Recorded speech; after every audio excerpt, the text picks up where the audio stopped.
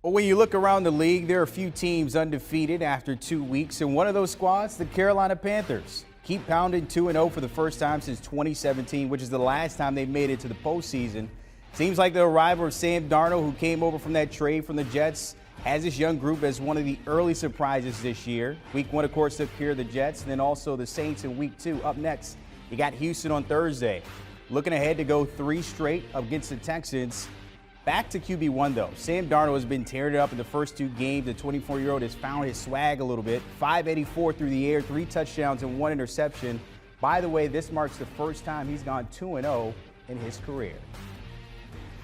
Joining us now, senior NFL writer Jason La Canfora. And Jason, the Panthers, they caught a lot of us by surprise at this point. Darnold settling nice. The defense is playing well. That's a young group as well. What's been clicking for them as they try to go 3-0 here? Well, they also got Christian McCaffrey back, who is a big assist to the quarterback and the defense, right? Because when they're running that offense through him, when he's getting that volume of touches, it means they're keeping the clock churning. They're keeping the other team's defense on the field, which means their defense, gets a rest. And Darnold's completing a lot of high percentage passes with the opportunity for extreme yak because of such a unique weapon he has at the running back position. So I think that's a huge factor. But yeah, Sam Darnold's playing good, smart for the most part, complimentary football, and hats off to him. They've got a couple of receivers who can win for you really at any level of the defense, of the field, short, intermediate, deep. He's got better creature comforts than he's had before. And, yeah, that defense, look, they've loaded up on picks on that side of the ball. I mean, they had an entire draft on that side of the ball, right? And a lot of that talent is manifesting itself right now. They're coming together as a unit. They're playing with a lot of intensity. They're playing with a lot of ferocity. The front four has the potential to be really good. Burns is an excellent pass rusher. Jeremy Chin is that kind of chess piece weapon every defensive coordinator's looking for, the different ways he can be deployed. They're obviously off to a good start.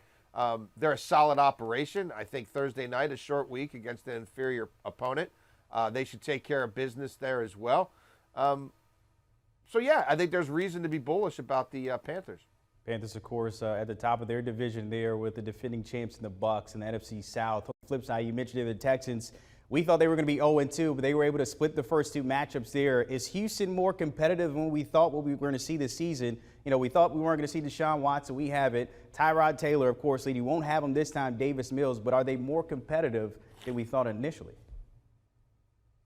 They're playing their backsides off. Clearly, the talk of tanking and not being worried about this year, and newsflash, the front office is not worried about this year, other than to acquire as many draft picks and as much young capital as they can to try to turn that into a competitive team. But they're playing with fire, they're playing with hunger, they're playing with a chip on their shoulder. It's not the deepest roster in the world. It doesn't have the kind of blue chip talent that they used to have, but they do have a lot of proven, solid NFL football players. And when those guys bring their lunch pail to work, they can make it difficult for you for 4 quarters. I don't know they're going to win a whole lot of games outside their division. I tend to think they won't. And this Davis Mills thing is going to be one more issue for David Culley, their head coach, to navigate at the quarterback position where the best player on the team isn't available to him. Someone who's proven to be a capable NFL starting quarterback, Tyrod Taylor, now won't be available to him for probably at least a month and possibly much longer. And they're already forced to play an inexperienced quarterback. So that plus the loss of talent, I think will catch up to them. But hats off to them for the way they're playing, for the effort that they're displaying. Speaking of experienced quarterback play, Pittsburgh, they have that, and Ben Roethlisberger. We thought him coming in, this was going to be one of his best years, but we saw against the Raiders, it was the other side of the ball, the defensive side, a little depleted. You would expect Big Ben to take that unit up a little bit. That didn't happen. When you look at that offensive unit, is this as good as they're going to get, or is there another gear possibly? Probably not getting any healthier. Now, the offensive line, with more time, will they come together, form a better collective unit, maybe get that running game going a smidge? Okay, maybe. But no, look, Ben, he is who he is. There was a half a season body of work last year that would have told you it's over. He left $5-6 million on the table in part because he knows it's probably over. I just don't want to go out with that horrible playoff loss to the Browns. He's still getting rid of the ball super quick. Things aren't really developing in the pass game. Pass protection's been an issue. He has no mobility, so he's taking, big-time shots with too much regularity at this stage of his career, but he can't help himself from a mobility standpoint. They've tried to run that thing through Najee Harris. It's not going anywhere. At this point, I do think there's some gains to be made there. No, the way Pittsburgh remained a competitive team was with that defense being absolutely elite. Well, now you look at the injury, injury report.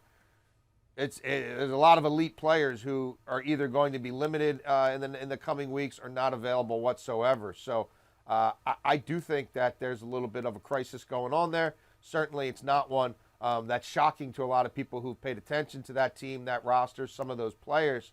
And is this the year that Mike Tomlin doesn't have a winning record for the first time in his career? It may be an uphill climb.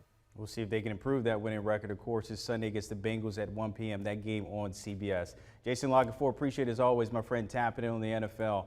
Don't forget the conversation continues on the All Things Covered podcast. Hey, by the way, it's 1 year since they started this thing. Patrick Peterson, our Brian McFadden, talking about and chatting up the future, and unfortunately talking about as well the game against the Vikings. That loss, that one, you got to download and follow to listen to the guys. All Things Covered. Want a sports network that delivers everything that matters about the game? The highlights, the picks, the instant analysis. No yelling, no fake debates, no politics. Hit the subscribe button and never miss a moment.